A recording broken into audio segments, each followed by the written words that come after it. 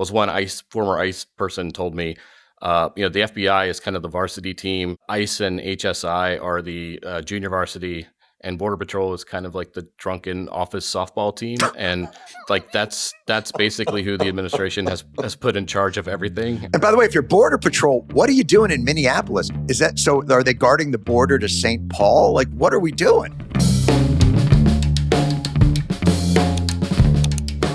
Hey, everybody. Welcome to the weekly show with Jon Stewart. My name is Jon Stewart. It is Tuesday, January 27th. And the polar vortex continues to lock in the shitty feeling that everybody has in America in this present moment where, although actually the way that the people have stood up, the resilience that everybody has shown in Minneapolis, the resilience that those who have said this is not an acceptable manner by which the government can do anything to the people, and the pushback against the idea that those that are protesting against it are somehow against getting murderers off the street, like all the lies and misrepresentations that the government is trying to force down people's throats have been exploded in the very specific disproving of their narrative by video. And that video is video that's taken by courageous people that have decided to protect their fellow citizens. And you can't be more proud of something than that. But how do we get an understanding of what are the mechanisms of how this is all occurring?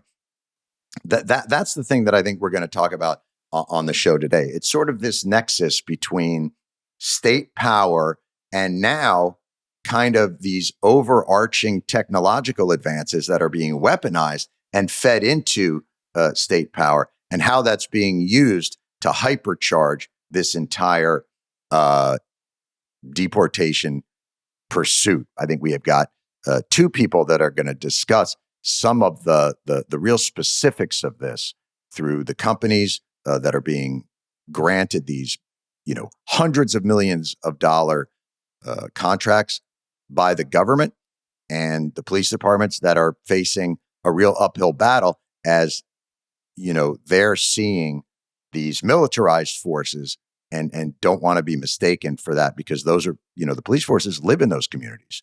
They're the ones that are actually there trying to do the right thing by their citizens. And these other more alien forces are coming in and creating the chaos. And we're going to do that with two real experts in this field, Radley, Balko, and Joseph Cox.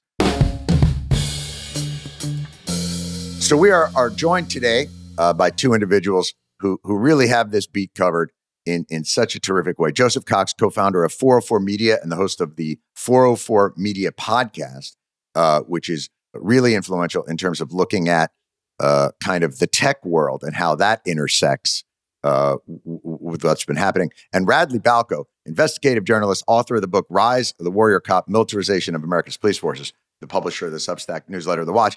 First of all, Radley and Joseph, thank you for being here. Yeah, absolutely. Thanks for having me. Radley, I've been reading your stuff for decades now, and your work on and consistent work on civil liberties. How are you experiencing this moment that you seem to have foreseen many, many years ago about this militarization of police forces, and now this Border Patrol force that, masked and up armored?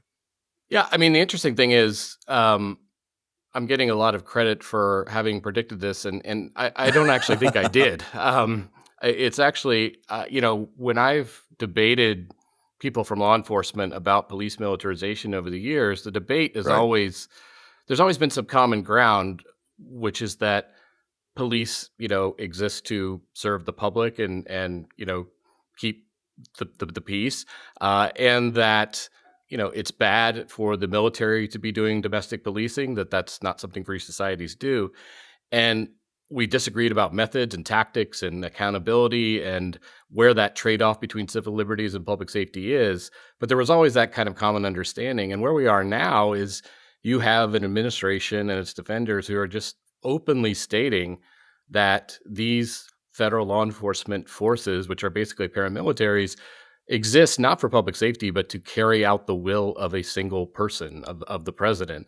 And you have a president who's just openly saying, we need the military marching up and down U.S. streets doing, day-to-day policing. And so, I mean, I think this is why you're seeing so many law enforcement officials also express a lot of alarm at what they're seeing, because we are just in a completely new frontier at this point.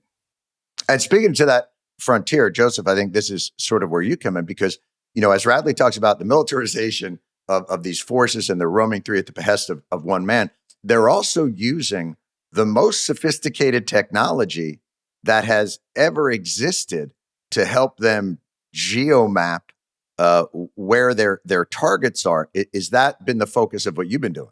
Yeah, absolutely. And I've actually covered the proliferation of technology among police forces as well. I've done that for a long time, where there's technology that can track the location of phones or intercept text messages and calls, all of that sort of normal stuff.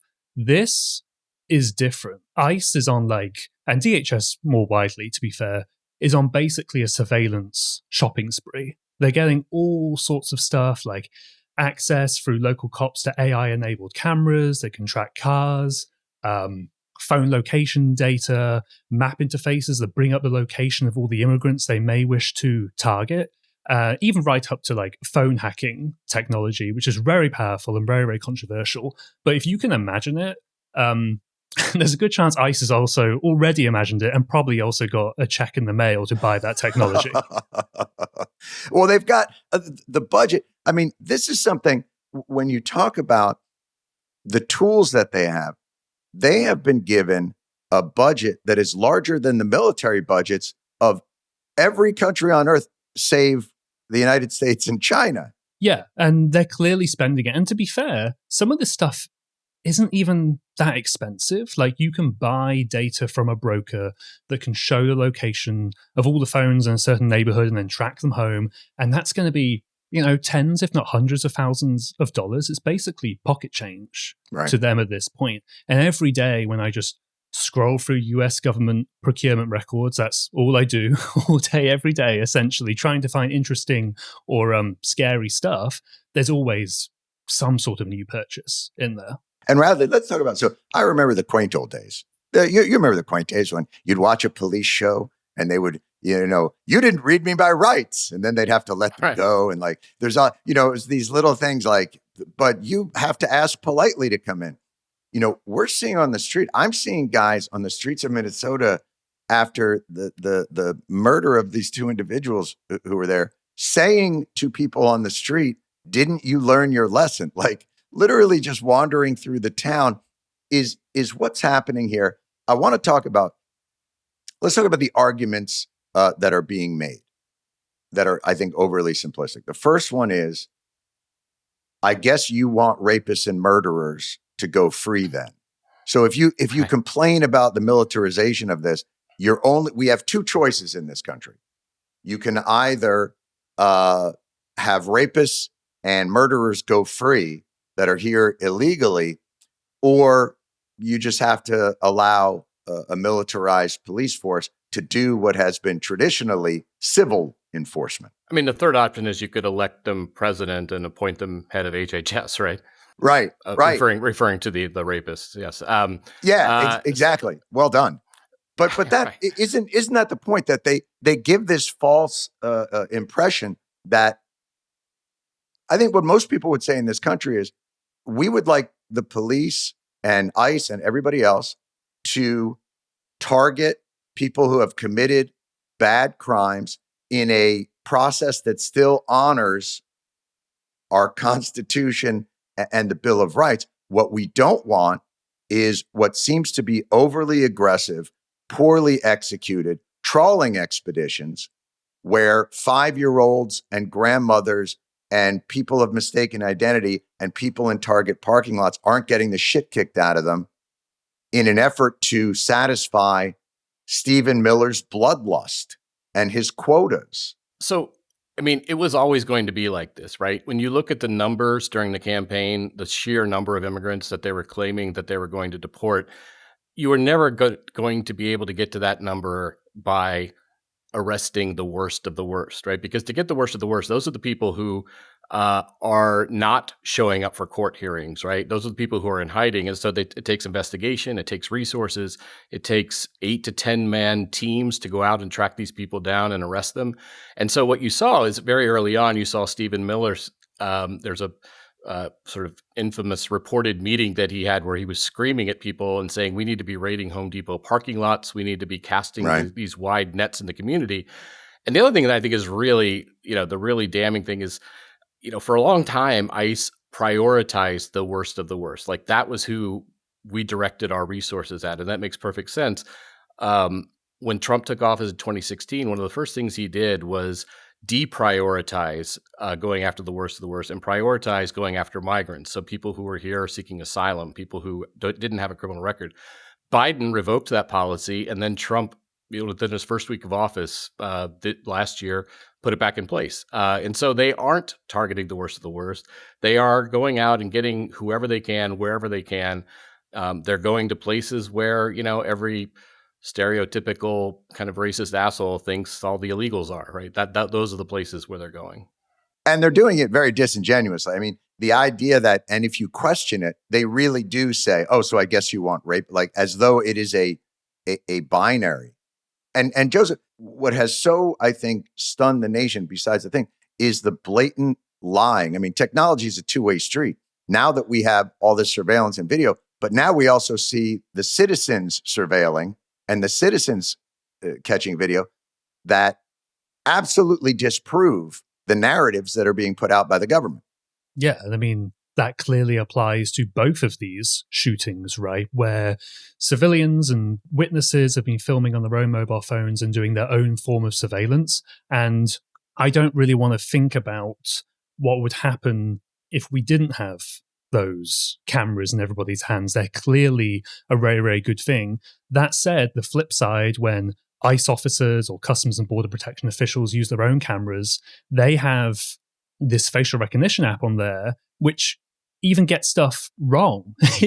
They'll scan somebody's face. And we've reported a case where they pointed the phone at a woman's face they were detaining, and it returned 2 different names. And initially, when I heard that, I thought, well, at least one of those names has to be wrong. Everybody doesn't have 2 names, and it turned out both were wrong as well. So there's a very strange irony in that civilians and witnesses are using their own cameras to figure out what's actually going on and posting it onto social media. Then we can all see it with our own eyes. And then some of the technology, in at least some cases, being used by ICE apparently doesn't even work as advertised anyway. I don't know. I just find that a very, very strange disconnect. Do you think there's something, because as we talk about it, when you think about the methodology of technology and using all these tools to track, it takes people out of the idea that they're human and puts them as almost prey. It feels like by creating these databases, I think one of the issues that really has struck me about this is it would not be possible if you viewed these immigrants or these worst of the worst as individuals. If you view them as individuals and with individual metrics of their cases, and these are people we need to get, it's a very different mindset than when you begin to view it as a horde of data and metrics. Yeah. I'll give you an example. Yeah. There was some really interesting testimony from ICE and Customs and Border Protection officials in Oregon.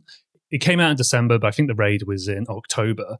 And they were talking about going to a neighborhood because it was, quote, target rich. Like, these are the terms that these people are using.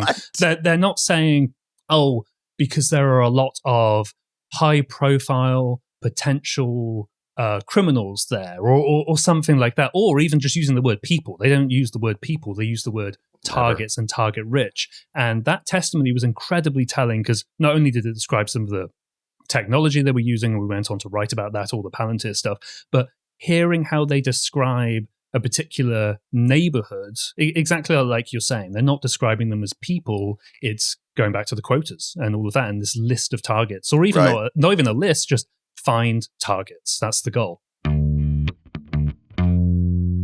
Hey, kids, how's your, what do you call it there? Search history going? Yeah. Listen, you're interested in what you're interested in. What can I tell you? You know, we're sponsored today by Surfshark, by the way, just, you know, as a way of discussing what we've just been discussing. In an increasingly digital world, you got to maintain that privacy. And the access shouldn't be complicated. And that's where Surfshark comes in. Surfshark offers you a way to secure your digital life. A VPN ensures your location doesn't dictate what you can see or do online. I'm not saying you're doing anything or seeing anything. My guess is you're just trying to get information about local flora and fauna. And you don't want people to know how interested you are in indigenous species. And that's why you need Surfshark. They got coverage on 100 countries. The only VPN to do so. It's 100 countries. I think there's only like 3 other countries. I think 100 is maybe a little more. I don't really know geography. But they got all kinds of features to help you keep safe. Web content blocker, access of parental control, email scam checker. You can verify if emails are phishing attempts. I mean, the damn thing does everything. Go to surfshark.com/Jon Stewart and use code Jon Stewart at checkout to get 4 extra months of Surfshark VPN. That's surfshark.com/Jon Stewart and use code Jon Stewart to get 4 extra months. Is this, Radley, in your experience, you know, as you've watched this, is this an utter change from the way, like, are we talking about something that has nothing to do with policing, that has nothing to do with even the complaints that we might have about militarization? Are we in a whole different Minority Report kind of world here? I mean, I think we are. I mean, you know, one of the things that really struck me before Renee Good, there was a man in Chicago who was killed in a remarkably similar situation. He had just dropped his kid off at school. They rushed his car. He tried to get away, and they shot and killed him and claimed that he had tried to run them over. He was clearly fleeing. Right. You know, he happened to be an undocumented Mexican immigrant, and so he didn't, you know, you didn't see the kind of swell of support and sympathy. But what really struck me was the press release that DHS put out right afterward. And I've written about so many, you know, police shootings over the years, and I've had lots of critiques of the way that the police departments, you know, they use what I've come to call the exonerative tense, right, which is like a gun was fired and a bullet struck a person, you know, not a cop killed someone. You know, you can criticize the bias in the police investigations, internal affairs, but at least those press releases over the years have said, we promise a fair and thorough investigation, right? At least there was some solemnity for the fact that someone lost their life, right? And what we've seen from this administration after these killings is just jubilation and joy. And, you know, they describe the guy in Chicago, they described him as a criminal illegal alien. They don't refer to him as a person. I think they used his name once in the entire press release. And there's no pretense of a fair investigation. I mean, it is almost the way that they describe the people, the way that they instantly pass judgment. You know, they're sabotaging their own investigation before it gets started, but that's because they never intended to conduct one anyway. Right. Well, they're conducting the investigation themselves. That was my favorite thing was, you know, it was very clear that all of the visual evidence showed that the narrative that Homeland Security was putting out was utterly false. And so the question was, well, who's going to investigate this? And they're like, oh, we'll do it. The whole point was like, oh, okay, OJ. Well, I hope you find the real killer, because it sounds like a very fair. Well, it's what scholars who study authoritarianism call performative lying, right? This isn't lying to cover something up or to get away with something. This is when you lie in a way that everyone knows you're lying, it's a projection of power. You're saying we can get away with whatever we want. Have we moved from this idea of like, okay, police forces that may have been utilizing heavy-handed tactics or made mistakes into an entirely different arena? Are we talking about something different than what we were talking about previously? We're in completely uncharted territory. I mean, these are paramilitaries. These are these are the kinds of things the kinds of muscle that Trump has wanted. Going back to his life in the private sector, I mean, he's always admired, you know, he praised the Tiananmen Square crackdown, right? I mean, he has always admired these kinds of paramilitary forces that can do a strong man's bidding. And that's what he has. I mean, they use their legal justifications in court. They know their case law. And so they'll say, oh, things are, crime is soaring here. There's an insurrection. Immigration officers can't do their job. But then in their down moments, like, you see what they're actually about. So Trump, posted on social media a couple weeks ago that the reason he sent these forces into Minneapolis was because he thinks he won Minnesota all 3 times and local officials stole it from him. And that's why they're there, right? In Los Angeles, Kristi Noem says federal forces are going to be in Los Angeles until they liberate the city from its socialist political leadership, right? I mean, those are the reasons why they're there. It's retribution. And I even think, Joseph, if you heard, and I don't know even if you heard this, but Pam Bondi, they said in Minnesota, look, this is untenable. Our citizens are living in fear. There's blood running through the streets. This is creating a war zone for, the people of Minneapolis and Minnesota in general. And Pam Bondi said, well, we can make it all go away if you just give us not your murderers, not your rapists, your voter rolls. Right.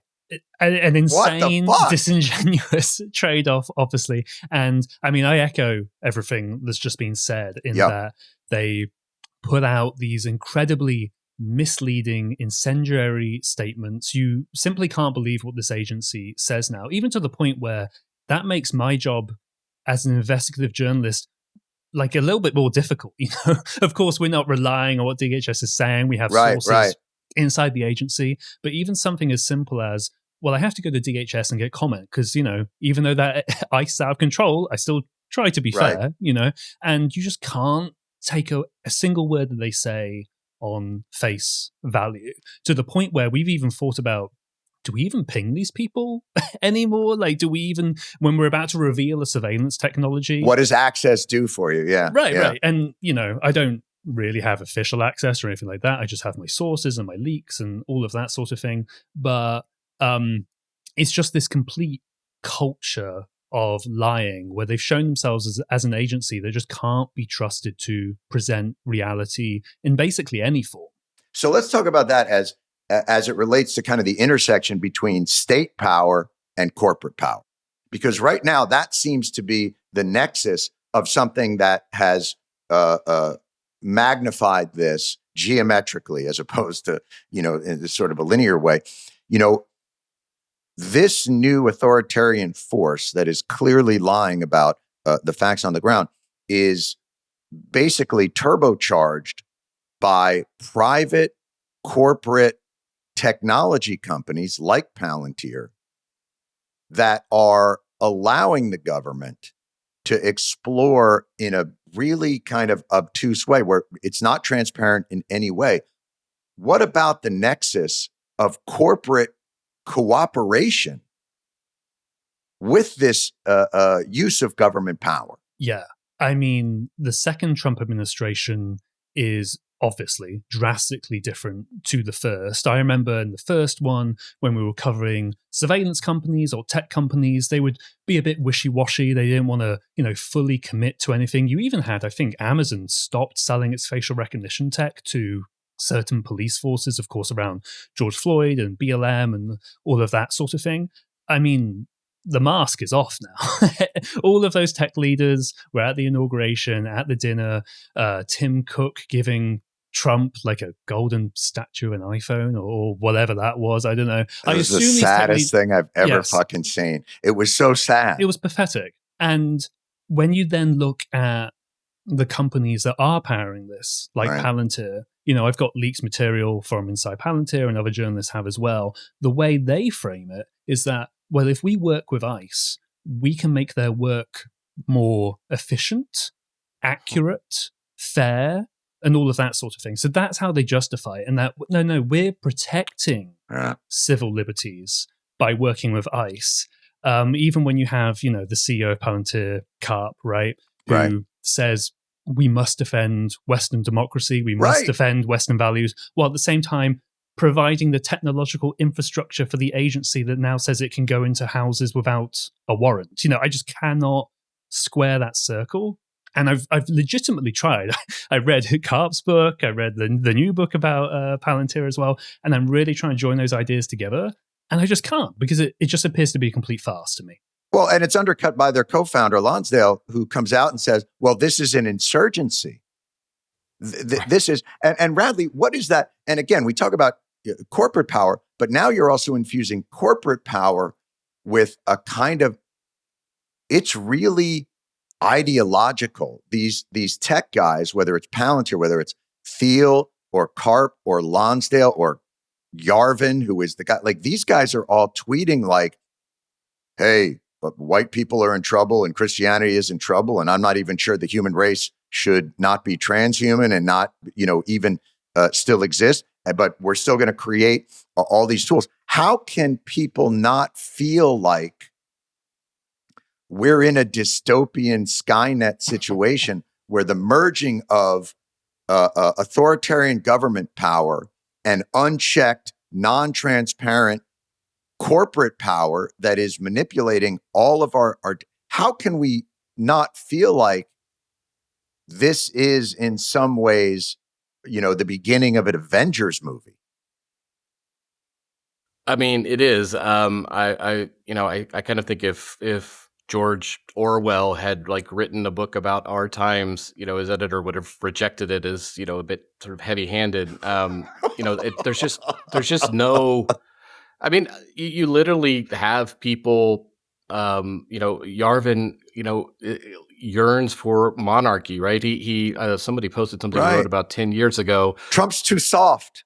Where he talks about how like mentally ill people should be confined in like these tiny little spaces for the rest of their lives and shown like virtual reality so that they can live a fulfilling life, but locked in this room. And like these are like, he has been cited by J.D. Vance as a major influencer on Vance's political development. I mean, we're like being run by the most like deeply dorky loser, like 4chan message board is like, those are the people running the country now. And they've been empowered. Joseph, you've been looking at this, within Palantir itself, not at the executive levels. Is there dissent amongst the people? I remember there was always those emails that would get released every now and again from like the Twitter headquarters or something where people would be like, hey man, I don't think this is such a good idea.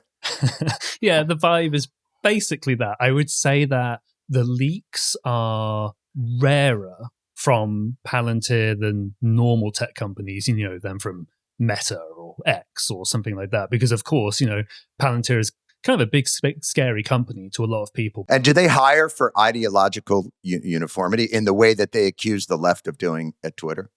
I would say they're actually ideologically diverse inside among the employees. Like, of course, I'm not really talking about the executives as you just laid out, but among the employees, there are absolutely left-leaning people inside the organization.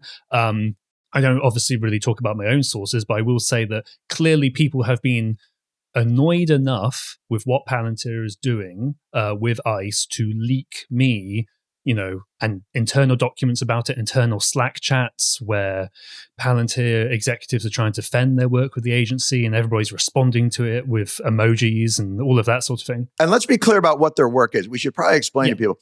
Explain very quickly, what are the tools that these tech companies are developing for the government that they are using to help them in this Stephen Miller wet dream of a fantasy? Yeah. So it started last year when they got this leak, and I looked through procurement records, and it said that Palantir was working on complete analysis of target populations, a fantastically obscure term that says a lot. What the fuck does that mean? And also says nothing at the same time, obviously. So we continue reporting and it's clear they're working on something. And to be clear, Palantir has worked with HSI, the investigations arm of ICE that, investigates cybercrime, child abuse, money laundering. They've done that for years. But now in Trump 2, they've pivoted to explicitly enforcement, immigration enforcement. So that we report that. And then we don't really know much until recently I got another leak of a user guide from ICE explaining something called ELITE. And that's another acronym, which I can't even remember what it stands for because it's also really complicated. It doesn't really say anything. But basically, I found that was being worked on by Palantir by looking around the net. And it provides this map interface where ICE can draw a circle on a map, then brings up a list or little points of all of the potential targets there. Again, I'm using the word targets. You then click on one. It brings up their name, a photo. Where are they getting that? What defines a potential target? Is it a Spanish sounding name? Is it a social security number? What data are they using to define these targets? So with the tool, ICE is able to sort of arbitrarily choose that. They can get a sort of message from headquarters or senior leadership to, we want to target this sort of population. Now, the leak I got doesn't say Somalis. It doesn't say that sort of, but it just lays out how to use it. No, but the government made that pretty explicit. Yes, yeah. I think people can draw the line. But you then zoom in on the map, you click on a person, name, date of birth, photo if they have it, and most importantly for ICE, addresses and an address confidence score. So 88 out of 100, 99 out of 100 is this person's address. And that's so important because if you remember when there was all the Doge stuff of all of this breaking down of the walls between different agencies. There is clearly data sharing going on where the guide I got ties back to Doge? Potentially. All I'll say is that the guide says some of the addresses at least come from the Department of Health and Human Services, which I don't think people expect when they give their address to the Department of Health. It's going to end up in the hands of ICE or into this Palantir worked on tool that ICE is also using. So as I'm covering it as a journalist, as other people are as well, it does feel like we're all sort of doing one big jigsaw puzzle, but we're all coming at with different corner pieces and that sort of thing. It's a weaponized Cambridge Analytica scheme. Let me, so here's then what is blowing my mind about this. If I can say, like, this is high-tech, 21st century, cutting edge, biometric analysis to find their target things. So Radley, explain to me then how these motherfuckers end up with a net at Home Depot or beating the shit out of the wrong people in a Target parking lot. They're using the most sophisticated information analysis and tools known to man that no government has ever had access to get these things. And yet we see them out in the streets just like a hammer going like, get over here. Like, so what is the point of all that? The idea seems to me that this could be a targeted, precise, nuanced police action on the worst of the worst. But instead, it's a ham-fisted run through a Target parking lot. What is going on? So the targeted, worst of the worst, using that technology to its capacity, as worried as I am about all of that, if that was only what they were doing, if that was their interest here, I don't think a lot of us would be nearly as alarmed as we are. The problem is that's not the goal. The goal is to instill fear. The goal is to make entire immigrant communities, to scare the shit out of them, to make them not want to live their lives, to make them tell their relatives to stay home because it's too miserable here. It is to scare people. It's to make them suffer.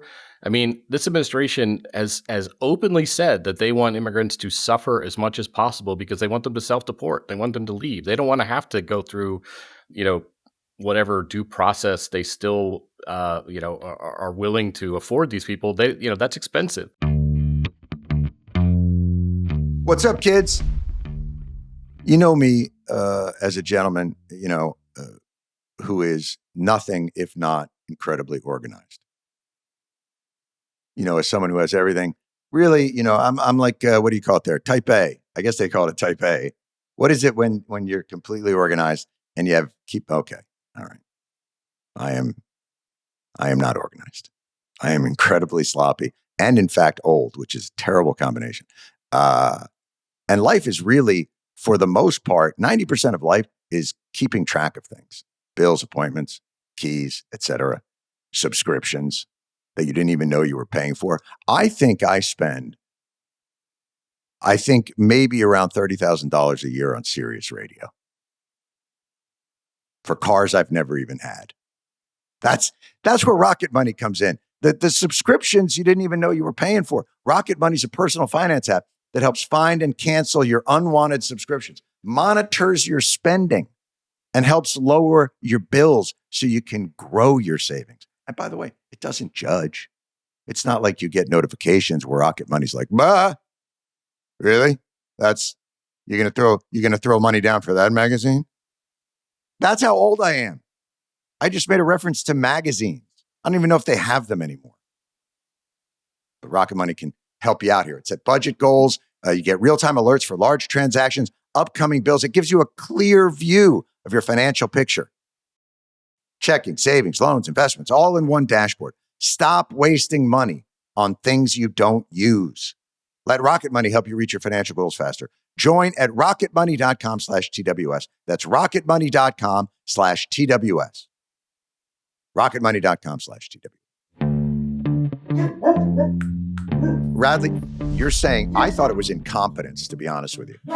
And by the way, Radley is with his dogs right now because there's a terrible storm where he is, and he's had to have his dogs. And I saw them earlier on camera, and I got to say, pretty adorable. You got some big old pretty adorable dogs there. Yeah, we're in a hotel with a lot of other dog owners, so Oscar hears some people outside, but it's okay. Dog Hotel. I think I saw that movie.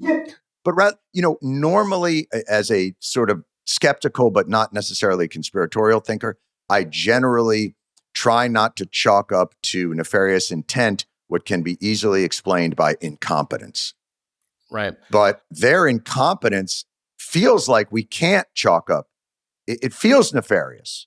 I'll say I think there's a little bit of both. I think that they've clearly lowered their hiring standards for these agencies. They've put Border Patrol in charge of these operations, which is pretty well known as being kind of the was one former ICE person told me. The FBI is kind of the varsity team. ICE and HSI are the junior varsity. And Border Patrol is kind of like the drunken office softball team. And like that's basically who the administration has put in charge of everything. And by the way, if you're Border Patrol, what are you doing in Minneapolis? Is that so? Are they guarding the border to St. Paul? Like, what are we doing? It's mission creep, but it's also because Border Patrol has a long reputation of being rogue, of being extremely abusive, of not having much accountability. And I think this gets to the second point, which that is who the administration wants in charge of this. They want to inflict terror. They want to scare people. They want people to be miserable. They flat out said, the reason for family separation during the first term is they wanted people to know that if you come to the United States seeking political asylum, we're going to rip your children out of your arms. We want you to suffer because we don't want you to come here anymore. And if you're already here, we want you to suffer because we want you to leave voluntarily. And that's the way. So this is all sort of, it's of a larger plan, which gets us into sort of this idea. So it's a supposedly Republican conservative administration.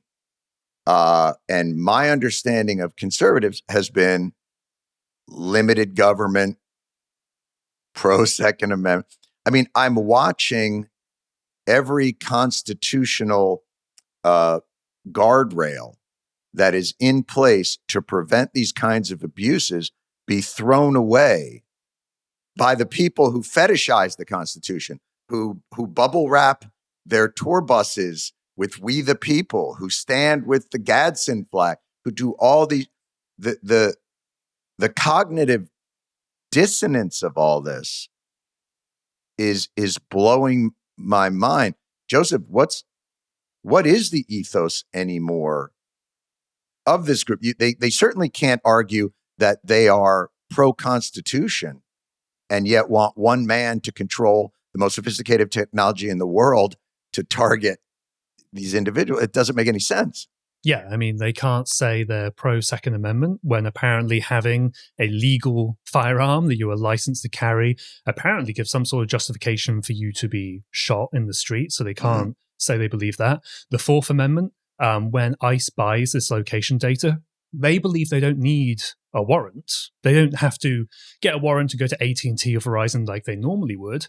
They just send tens or hundreds of thousands of dollars to some data broker. And the legal rationale is that, well, if people didn't want to be tracked, they would turn off location services on their phone. So they're willingly giving it up, even though nobody listening to this has any idea what I'm talking about, because it's such an obscure technology that, nobody reads about it or nobody knows about it, right? Until we reveal it. So of course, that's completely facetious and a farce as well. And then, of course, most worryingly is the memo the Associated Press first reported on that, as I said, ICE believes it can now enter private property without a judicial warrant. And I mean, there was already several red lines for me personally, obviously, before that point. But that is just absolutely nuts to me. When I wrote the Warrior Cop book, I did a lot of research on the founding era and kind of why we have these traditions of not letting the military serve as domestic police and why we have a castle doctrine and all of that. And part of that, I found archives from a Boston newspaper when the British had put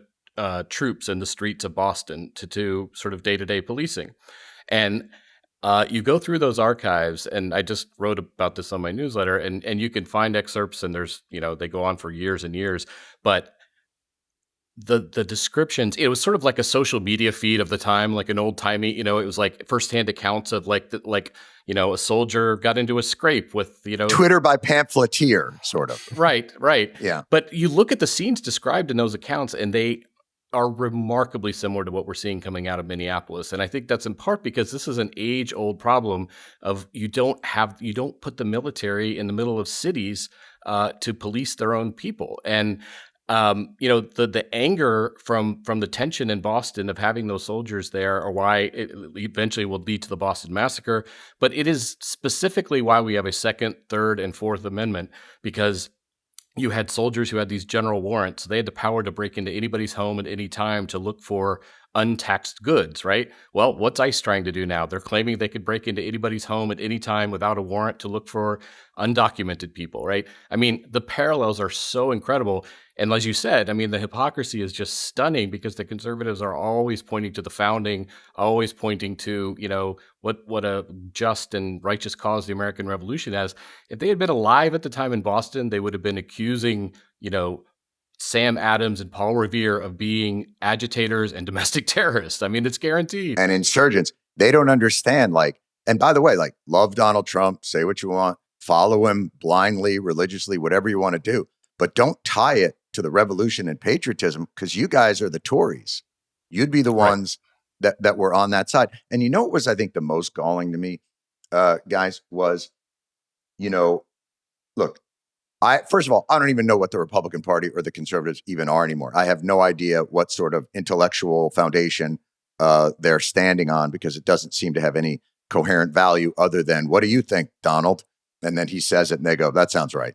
So what truly upset me was to see them all talking about, this guy showed up with a gun, and they quickly got off the, he was brandishing it when the video there, but they're still saying, you're not allowed to do that.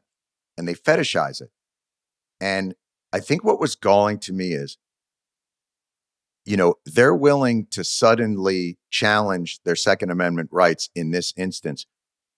But when a bunch of kids were gunned down in a fucking grade school at Sandy Hook or in Uvalde, not a word about, hey, guns might be an issue. We might want to think about that. It took a guy holding a phone trying to protect a woman who had just been pepper sprayed for them to finally go, maybe everybody shouldn't be armed. And that's the part that stunned me. Well, and Kash Patel said that, don't bring a gun to a protest. Kash Patel offered to help Kyle Rittenhouse sue Joe Biden in the media for, character assassination when, he brought his guns across the state line.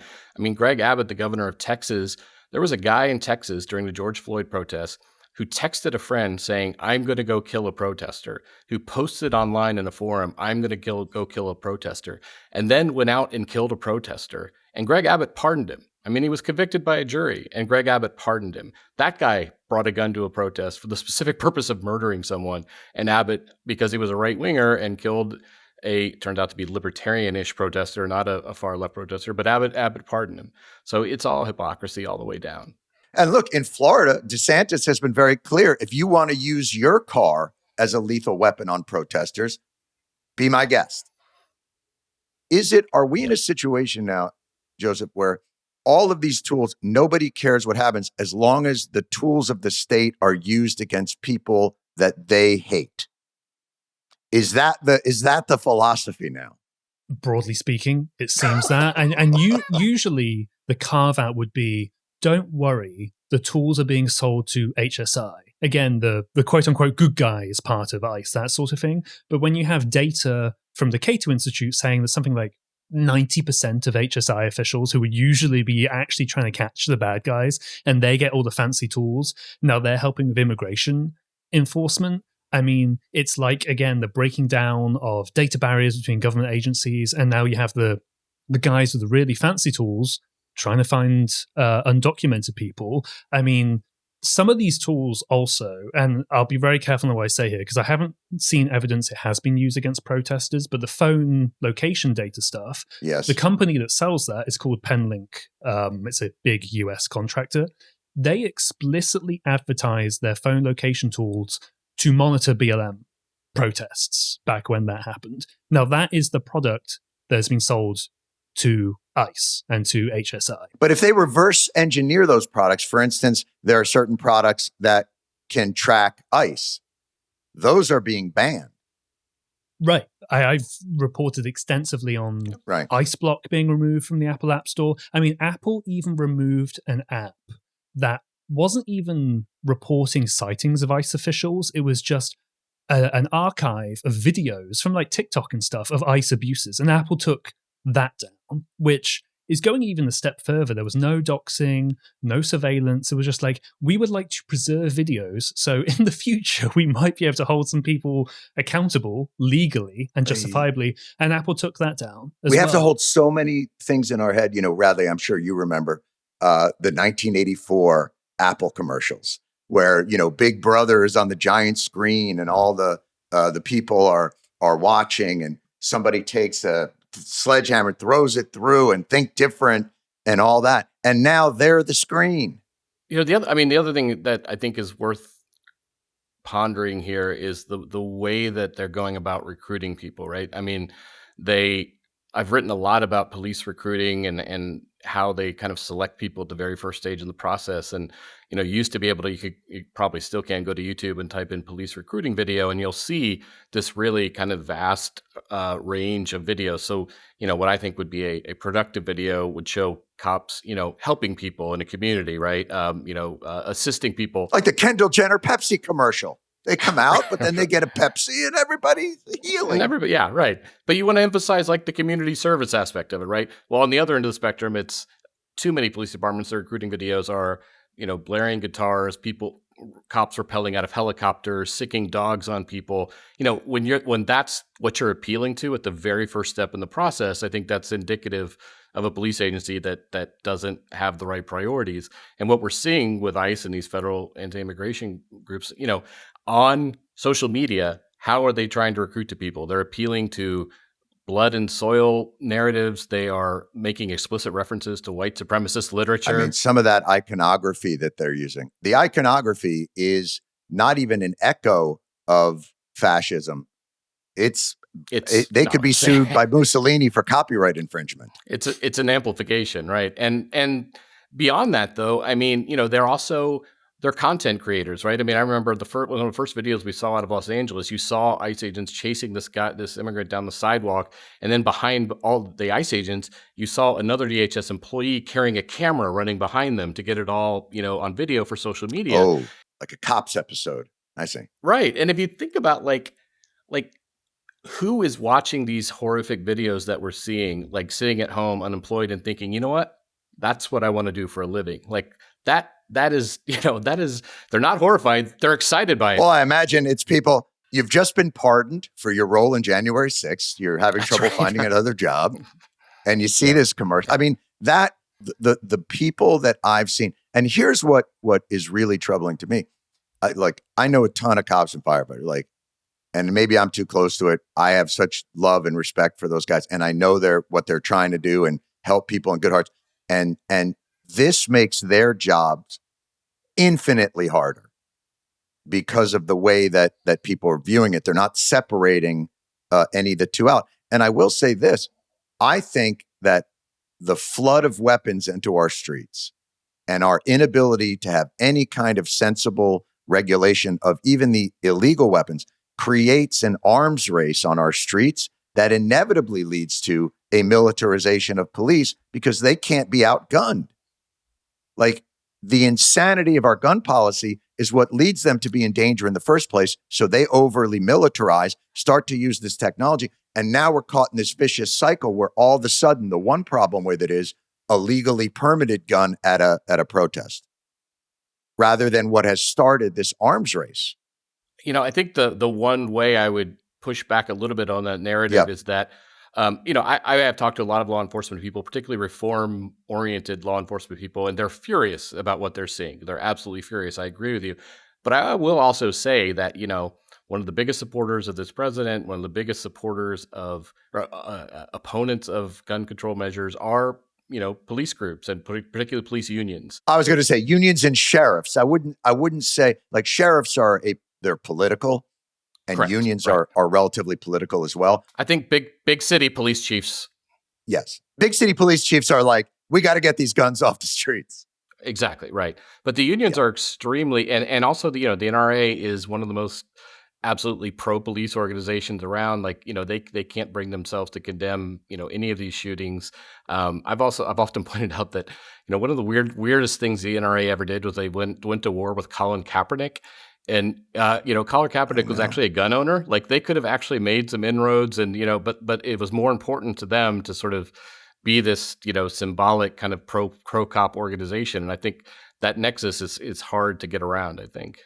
Well, it's also hard to get around if you are somebody who feels you see something wrong in your society. It's hard to get around what are the rules of acceptable protesting. So you can't go out there with an iPhone. You can't go out there with a whistle. You can't try and help a woman up who's been maced. You can't bring your car.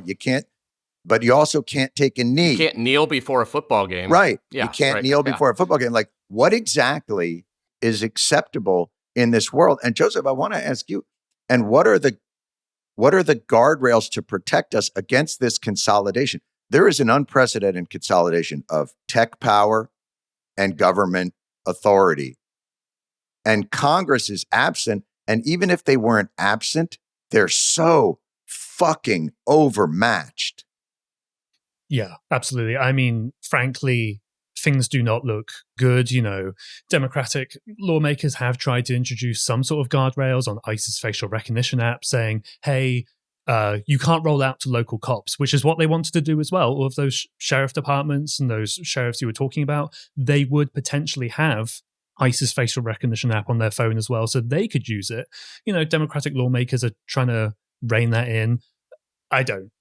Frankly, I don't see that happening. Obviously, It's a group of 6 against however many. And then even going back a couple of years, ICE was told, hey, you're using some of this location data illegally. They basically said, we don't care and we're going to keep doing it. So even when there is internal oversight, from inspector of, the oversight bodies inside DHS and that sort of thing, it doesn't really mean anything. And that was when things were better a few years ago. So I have very little hope for that.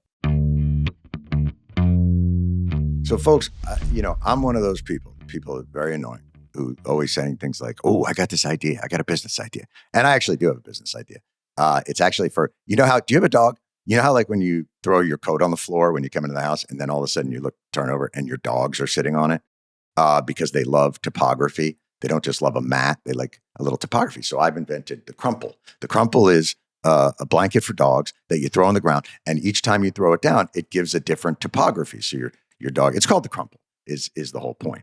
And the fact is, I haven't gotten it off the ground yet. It's not even a prototype. I'm just saying it's a winner. It's a winner.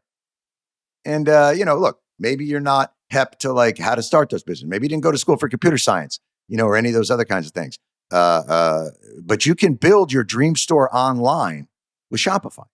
It's got an easy to use and customizable templates. Shopify's got everything you need to sell both online and in person. Marketing built in, create your own email, social campaigns. And as it grows, the Shopify grows with you. Millions of entrepreneurs, household names to first-time owners have made the leap. So I'm ready. I've got the Shopify. I've got the online store. I've got easy to use. I just need somebody to make me the crumple. Because I'm telling you, man, crumple's what's happening. Crumple's the future. So in 2026, stop waiting and start selling with Shopify. Sign up for your $1 per month trial and start selling today at shopify.com/TWS. Go to shopify.com/TWS. That's shopify.com/TWS. Hear your first this new year with Shopify by your side. Has Europe been more successful? I mean, I'm watching right now in the Iranian revolution, they've gotten so much better at shutting off the internet, using the technological tools against people. Is Europe finding a way to be more proactive at regulating these abuses? Yeah, and not to get like too jargony, but it really just comes down to that. Jargon it up, baby. Okay. Let's go.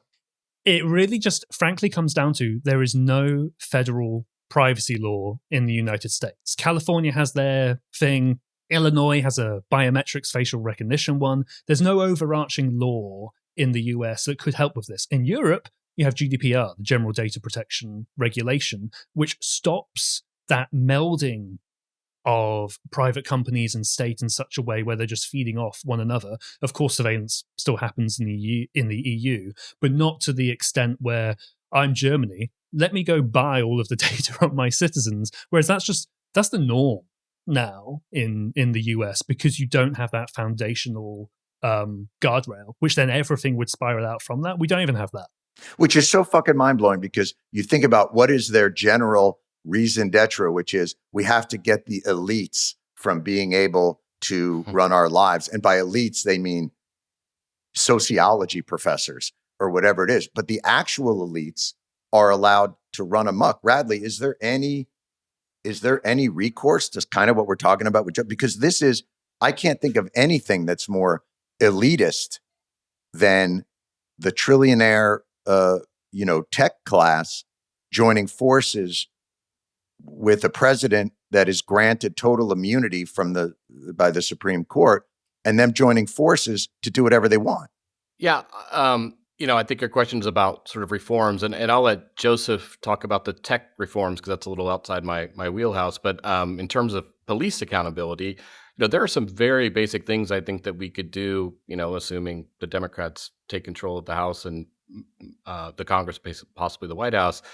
I mean, currently right now, there is no real way to sue a federal law enforcement officer if they violate your constitutional rights, whether they kill you, whether they beat you, whether they racial profile you. Do they have absolute immunity? That's what J.D. Vance was saying, is they have absolute immunity. So Vance is wrong. They don't have absolute immunity from criminal charges. So they can still be charged both federally and locally and with crimes. But in terms of civil liability, so if you sue a state police officer for violating your rights, let's say they beat you or kill your relative unjustly, you can sue. You can file a federal lawsuit under the Ku Klux Klan Act called Section 1983 suit, but they have qualified immunity, which is hard to get by. But it can be surmounted. If it's a federal officer, they have absolute immunity. So it's another layer of protection. It's almost impossible to sue them in federal court.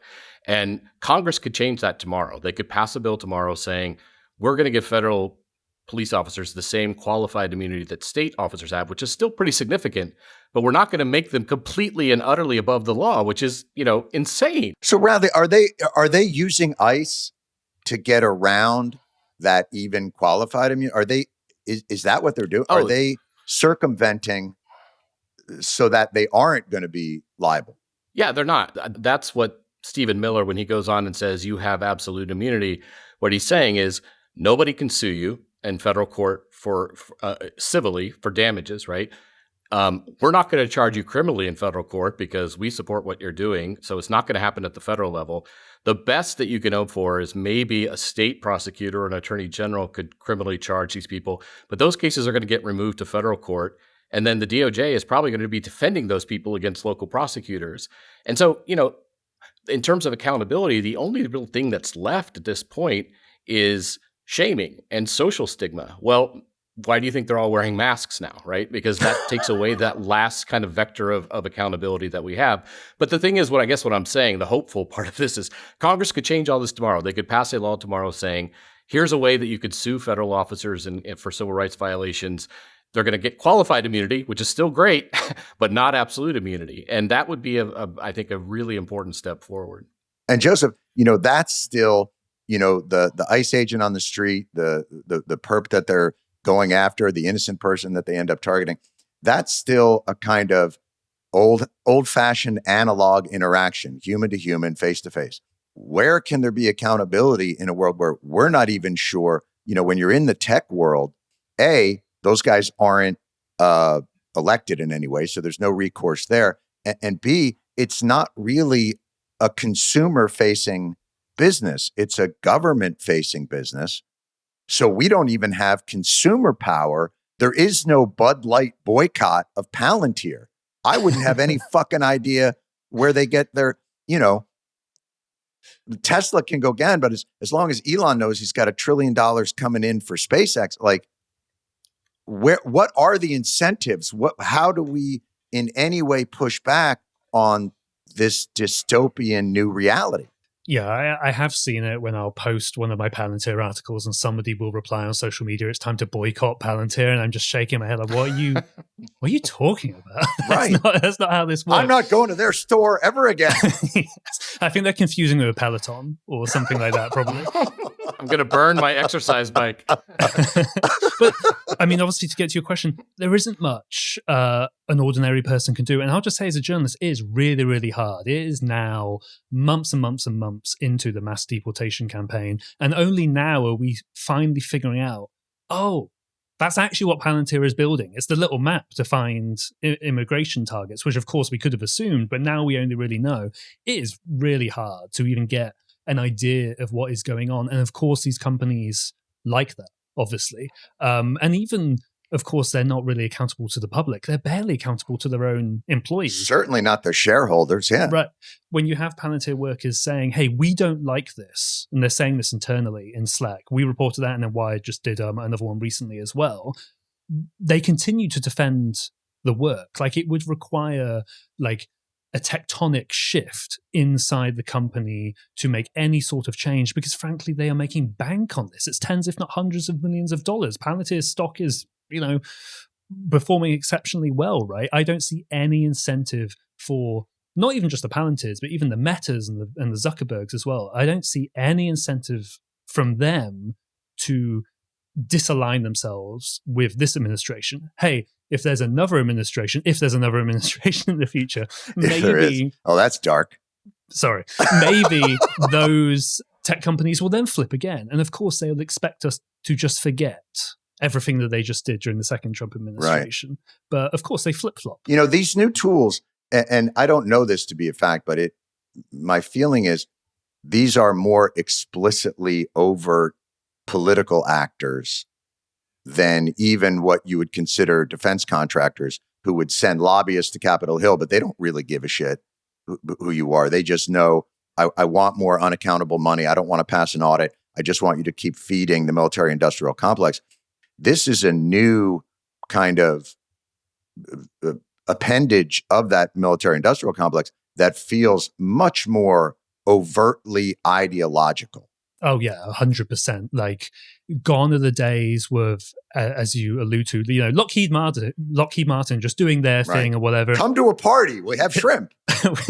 We just sell the weapons, whatever. Now you have these very charismatic founders and owners. There's Palmer Luckey of Anduril, which provides AI-enabled towers for the US, Mexico, and the Canadian border. He's very obviously coming out, we need to defend the homeland. Of course, you have Karp from Palantir as well saying we need to defend the West. And Karp actually, constantly beefs with Silicon Valley, saying you guys have just made like food delivery apps for years. We're actually trying to make a difference. It's completely explicit now. Like, it's not even a subtext. There were adverts on bus stops, I think, throughout the United States for Palantir trying to get more people to come join the company, saying, come and do something that actually matters. It's completely front and center from these people. It is an ideological business. It is not just making money for these people. Right. Like, we never would have seen the CEO of Raytheon, giving lectures about the Antichrist, right? I mean, I think you're right. Like, this is an entirely different class. But could it be Greta Thunberg? I mean, let's be honest. What's so interesting about me is the guy giving the lecture about how Greta Thunberg might be the Antichrist, and we're talking about Peter Thiel. is this powerful, not transparent billionaire who runs these tech companies. And you're like, if I'm making a movie about the Antichrist, not to be Joe Central casting, but I think I'm going to go with the powerful billionaire guy as Antichrist, not the girl on a flotilla. Doesn't feel as Antichrist-esque. We're only a year into this. Radley, in terms of like, I just can't imagine how much further, the one thing that I think has been demonstrated here is that this is an alien format to a lot of Americans. And what you're seeing in Minneapolis and the people, and these are just, I know that the big word on the right is these are paid agitators. They're fucking regular people with whistles. That's their technology out on the streets. And yes, maybe they organize on social media like most Facebook groups do, or Signal chats or whatever it is. But these are not, that's a lie. Well, this is my optimistic take, I guess, which is that, I've been doing a lot of reporting on immigration. It's not something I reported on a lot in my career, but that's required me to kind of bone up. But it's also required me to watch a lot of these really horrific videos and that we're seeing. And I've taken in a lot of them, and it can be a little overwhelming sometimes. Nothing compared to what the people are actually going through. But I will say that, the thing that has just really inspired and invigorated me is exactly what you're talking about, which is I first saw it in Chicago because that was where I first kind of started, covering this in depth, and going into the Facebook pages of these whistle brigades and these groups, and seeing people, that I went to college with who have never been political in their lives, who are now, setting up online, data spreadsheets for who's going to go to the local school to chaperone immigrant kids back home so they don't get arrested, who's going to do the laundry for these immigrant groups who are afraid to leave their homes, who's going to get groceries for them. There were spreadsheets about where people were writing down when ICE was at Home Depot, so immigrants who make their living in construction could go get supplies without having to worry about being arrested.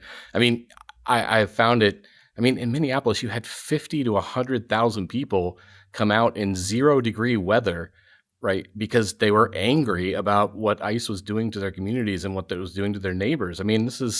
It's all the major elite institutions have just completely buckled, and it's been really disillusioning, overwhelming, disheartening to watch. But man, on the flip side of that, watching people stand up, just individual regular people putting their bodies on the line, putting their, just defending their neighborhoods and their neighbors, and it's been inspiring, and it works, right? Look at what happened to Bavino, it works. But he's a cartoon character. And, getting rid of Bavino reminds me of bombing a Venezuelan drug boat, where you're like, okay, you've sacrificed a low-level non-entity. One thing I'll say about, and I'll ask your guys' opinion of it. I generally think, and I'm not talking about in the Nazi sense of blue, we're just following orders, but generally law enforcement follows the will of the communities. Like, the police go to places as a quarantine to keep bad things away from the richer people, generally.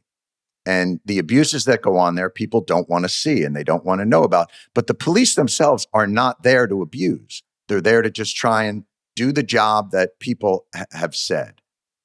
To get rid of Bavino is to suggest that the architect of this, Stephen Miller, the executor of this, Donald Trump, are somehow have been hoodwinked by an overly aggressive force that has bungled what is a righteous job. And I just don't think that's the case. They have been given a quota to get rid of people in communities that are part of the fabric of community. Nobody's out in the streets trying to make sure that you can't find the rapists. That's just not true. They're just trying to say, I'm sorry, man. I know this person as a human. They work hard. They're just trying to do what they do. Treat it as a civil matter, not a criminal matter, not a military matter. That's what it feels like to me. But it's funny because ICE is just cycled through all of these leadership changes, right? I can't remember how many there were, but there were like several where we'll kick out this guy because he's not bringing in enough. Then we'll bring in somebody else and then that person's out. And then operations are moved, as you say, to Border Patrol. And now he's out as well. And of course, the Trump administration is distancing itself from it. Like, oh, no, we didn't want to do that. It's like, you're orchestrating this. Obviously, you wanted to do that. So, I mean, we'll see what happens now, but they are, it seems quite desperately cycling through these leadership positions. And the system right now is incentivized to abuse. Right. They get these numbers. Yeah. When you put a quota on human beings and you say hit these numbers, you've just incentivized to abuse. Radley, I know that probably not, that whole little speech might not have hit you exactly right, but go ahead. No, I think, look, I think you're exactly right about the system. I also think you're exactly right that this is, on some level, you have a president who's literally called immigrants. It said immigrants poison the blood of the country, right? Who calls people out exercising their rights domestic terrorists, and then who sends these officers who have been recruited with white nationalist propaganda out into these communities and tells them that they have complete immunity for anything they do. I mean, that's a recipe for violence, right? We should be surprised by what we're seeing. However, I guess the point that I was trying to get at is that I do think that people making themselves heard is working. Agreed. It is forcing Trump to backtrack from his defense of Alex Preddy, yes. It's forcing them to backtrack from that. And it's also, look at polling. I mean, Trump had a healthy majority. I think he was plus 10 on immigration policy when he took office. I think he's at like minus 15, minus 20 now, right? These aren't sustainable numbers. They're going to continue to do it for as long as they can get away with it. But I think it's encouraging and inspiring the way people are making their voices heard, the way they're doing it, even after they've been explicitly threatened. They're still out there tracking ICE agents. They're still out there recording them on their cell phones. And to me, that is far, I take such heart in that after watching all these, lead institutions crumble in front of Trump. It's remarkable. And it's the tough thing for me is that public opinion only begins to move when we have explicit, not very nuanced evidence to the contrary of what they're saying. And it really does make you wonder, like, if they'll lie that clearly to us when we're presented with very clear evidence to the counter, what are they lying about when we don't have the counter evidence? And when public opinion can't be swayed because we haven't seen it as explicitly. And that's the tough part. Joseph, as we wrap up, I think what Radley said is exactly right in terms of how we can be heartened by the people. In terms of the tech piece of it, the one thing that I think maybe could provide some optimism is, what technology can create, technology can, nothing can fight AI like AI. And surely there must be people working, and you know what? And join me, we'll form a company, but to create AI to counter AI, algorithms to counter algorithms, information to counter misinformation. If you can engineer it, you can reverse engineer it. And we have to form companies whose sole purpose is to design and utilize technology to unravel nefarious technology, no? Yeah. I mean, there are a lot of people who are either in government and they were, laid off in these massive layoffs via Doge, and now they're doing investigations into data brokers and that sort of thing, and then they send me information. Right. There's, of course, people inside these companies as well who say, you know what, I actually don't agree with what our firm is doing. I'm going to push back against it. And then I do think, most importantly, throwing back to, it's the technology that every single person has, which is their mobile phone. This is a phenomenal tool.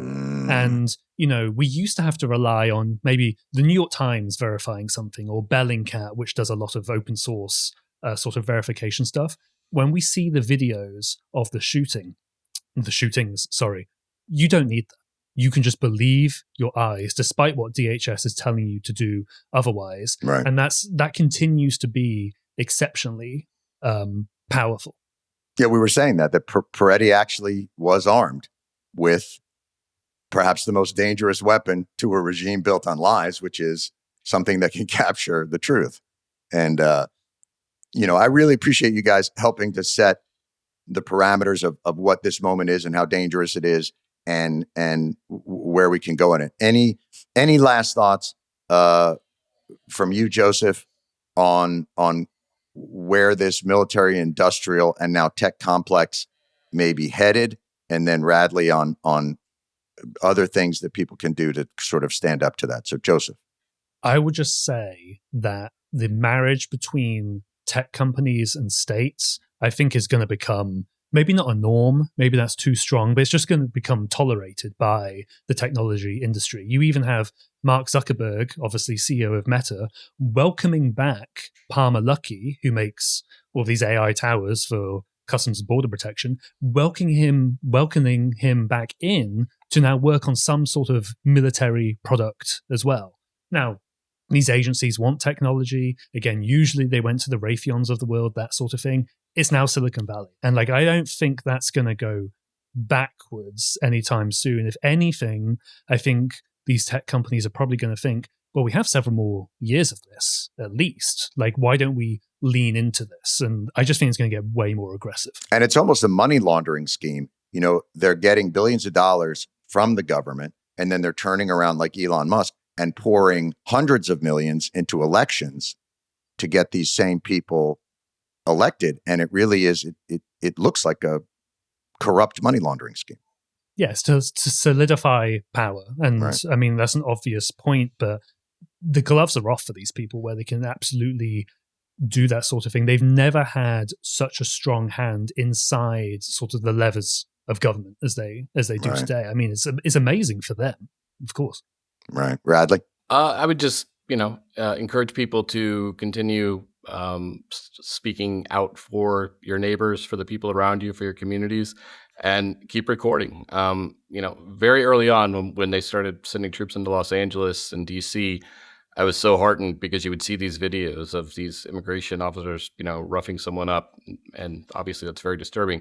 But you'd see 4, 5, 6 people in the video that was uploaded also recording video on their phones. And that is, as you said, I think a lot more powerful than weapons at this point, because that's the kind of accountability. That's the only thing that's going to keep them accountable.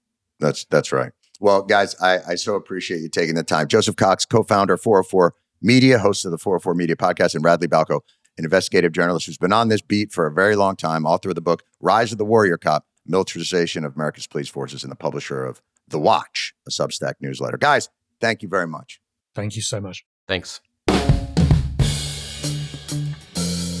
Guys, my takeaway from the entire conversation, if I may, is that Peloton is about to get hit by a very angry yet somewhat misguided boycott. Peloton catching strays. I didn't realize, I actually found that conversation very clarifying, laying out actually just how the tentacles between big tech and the sort of marriage with them, an authoritarian state, and how it filters down into the militarization of this kind of enforcement. It seems, I thought, incompetent but purposeful. Yeah, I was kind of counting on them being incompetent, and now I'm left with nothing.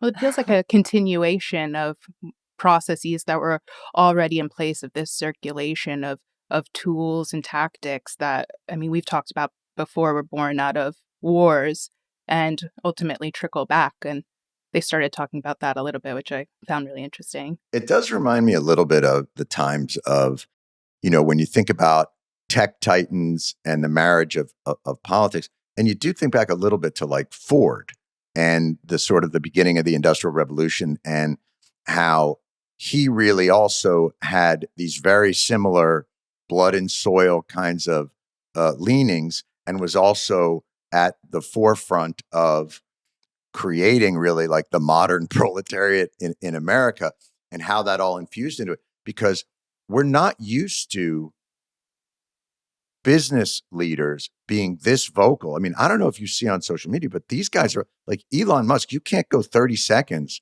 without him throwing a couple of eyeball emojis on a story about white victimhood. Yeah. It's pretty wild.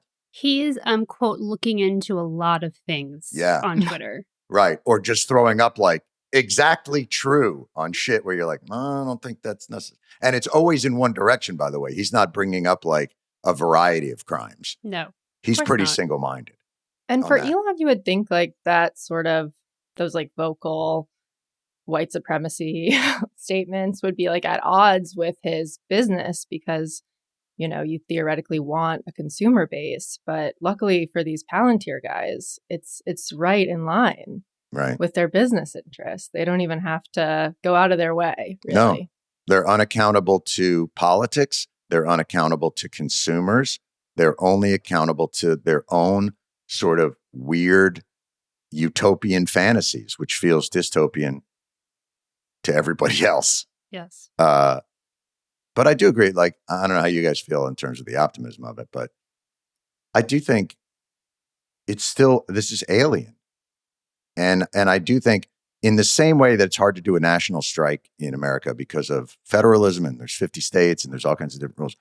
It's also very hard to do like proper fascism in America for the very same reasons. Like, we're not an easy place to control. And yeah. Look, Greg Bovino, he got run out of Minneapolis by moms with whistles, and I hope that keeps him up at night. well, if that haircut doesn't keep him up at night, I don't think a whole lot else is there. I wouldn't say that the Congress stepping up part gives me optimism. The people stepping up to protect each other does. And also these fractures, which you touched upon in the Republican Party. And I was going to say, even Fox News seems to have some fractures in the sense that the main page is very much what you would expect coverage to be of this. But then individual reporters are really getting into the truth of it. And I saw one of their congressional reporters was talking about DHS's response internally. And one person said it's a case study on how not to do crisis PR. DHS is wrong. We are losing this war. We're losing the base in the narrative. See, I still feel like they view it, though, as a PR war and not as a function of government overreach or authoritarianism or overly militarized. Like, I think it's like, fuck, that video is just so clear. Even the experts in spin, even the high priests of no principled, we're just going to buckle down and get our talking points out there. Even they go like, I can't polish this turd. Right. I just can't. And so they say, well, and then the tragedy here is we're losing the PR war. And I really think that's the extent of it for them. I won't be optimistic about it then, but it did seem like a step in the right direction. I didn't want to yuck your yum. No, I get it. But I just feel like even they've just been handed an assignment that they can't complete. And they'll go right back to completing the assignment as soon as the smoke clears. And they have their new leader. Right. That's exactly right. And they'll pretend that getting rid of Bovino did it, and Stephen Miller will still sit back and sup on, the rotting flesh of whatever it is he's trying to do to this country. Unfortunately, that little troll, man, motherfucker. Brittany, what do the people want to know this week? What do they want to know? I'm happy to help. Good. John, do you think Bari Weiss will fix CBS News and finally make it fair and balanced? Oh, there's no question that she is on her way. Look, the difficulty with all this, everybody's like, Bari Weiss is going to ruin CBS News. Like, I don't know about you, but like, did you watch CBS News? I didn't. I mean, 60 Minutes is a great show. I hope she doesn't fuck up 60 Minutes. But like, are we all really like, we need you on that wall to fix network news? Like, network news is a relic. Like, I just don't think it's even a relevant addition to the information biome. What do you guys think? I look forward to Whiskey Fridays with Tony DeCopel. I was already doing Whiskey Fridays, so join me, Tony. I just think it was one of those things where like, how dare you ruin? Now, if you're talking about the morning show and 60 Minutes, I think those are still viable cultural forces and can be, and I don't know what she's going to do with them, but and also the idea that making something fair means making sure that MAGA has a voice. Like that, to me, it's just the mistake of not understanding what the problem with news is. The problem with news isn't there's not enough Republican or conservative voices. The problem is it's not focused just on corruption. It's focused on the binary of left and right. Mm-hmm. Like, who gives a fuck? Do corruption versus integrity. No? Wouldn't that fix it? But where will they find the corruption? They'll find it at 60 Minutes. That's There you go, yeah. She's looked in there and she's decided that's exactly right. What else we got? John, at what point does a billionaire become a supervillain? Asking for a friend. Oh, man. I think it's when they mistake their ability to make money for their ability to design the world. And it's the kind of hubris that occur, that where even Icarus is like, too high. Like, every one of these fucking guys, what's so interesting to me is how bored they are with everything. They all want to go somewhere else. They want to go to Mars. They want you to live in the metaverse. You guys have, this world is being experienced by these billionaires at its highest level. Like, this is as good as you can do. And they're not satisfied with it. They're in their mind, it's that weird instinct of, I will be the one to reverse engineer the human condition. Like, I will be the one to break the bounds. Like, I want to go up to every fucking one of them and just whisper in their ear, death will be victorious. Like, it's such hubris. And I think it's when that hubris takes over and you are surrounded by people who are just like, that's a great idea. And I mean, you look at the folly, like, it's wild. Go the fuck to Mars. And stay there. And you want to say, like, go, leave already. Go. Let us deal. If you're bored here, knock yourself out. But no, they have to stay because we all have it wrong. And they're the only ones who are qualified to redesign the human condition. Lauren, do you think, or is it just, is it when they get vested with their stock options is when they become supervillains? Yeah, I'm not sure I believe being a billionaire is completely ethical considering what that money could help. Maybe if you made $1 billion off selling your like Beanie Baby collection or something, but that's not really where this is going. I always feel like that's a failure of society, not them. Like, we're all sort of greedy in our own way, and it's up to society in the same way where they're like, there used to be a thing when people who were against the death penalty, they would come out and say, what would you do if, one of your relatives was killed? And you're like, I would go over there and cut the person open and eat their heart in front of them while they were alive. You're like, but that's why we live in a society. We live in a society because not every human impulse is necessarily the right or stable one. And we have to create some ground rules. So if we create a society where people can accumulate that kind of money, we also have to create a society where that money also, we have to figure out how you redistribute some of it to create stability and prosperity that's sustainable. Brittany, what else we got? Last one. Yeah. No question. Oh. But thank you. Thank you. Oh. Wait, what? That's it. They just wrote thank you? Yeah, no question, but thank you. More of a comment. I wonder if we sent them something. Did they say what it was? Maybe it's one of those things. Wait, did I go to their wedding? Did I give them something? No, you don't leave the house. That's lovely. Can I tell you, here's how I know how fucked up things are right now. 15 years ago, 20 years ago, as bad as it was, if people on the street would recognize me, they'd be like, hey, funny show the other night. I love that Bush impression. Funny. And now, if people see me on the street, they just do this. Hey, thank you. They like whisper, like, keep doing what you're doing. Thank you for your courage. And I'm like, it's really the same show. The same shit. But it's very lovely. Brittany, how can they keep in touch with us? Twitter, we are Weekly Show Pod. Instagram, Threads, TikTok, Blue Sky, we are Weekly Show Podcast. And you can like, subscribe, and comment on our YouTube channel, The Weekly Show with Jon Stewart. Boom! All right, kids. As always, want to give big thanks to our lead producer, Lauren Walker, producer, Brittany Mimetovic, producer, Jillian Spear, video editor and engineer, Rob Vitola, audio editor and engineer, Nicole Boyce, executive producers, Chris McShane, and Katie Gray. We'll see you next week where hopefully the world will be healed.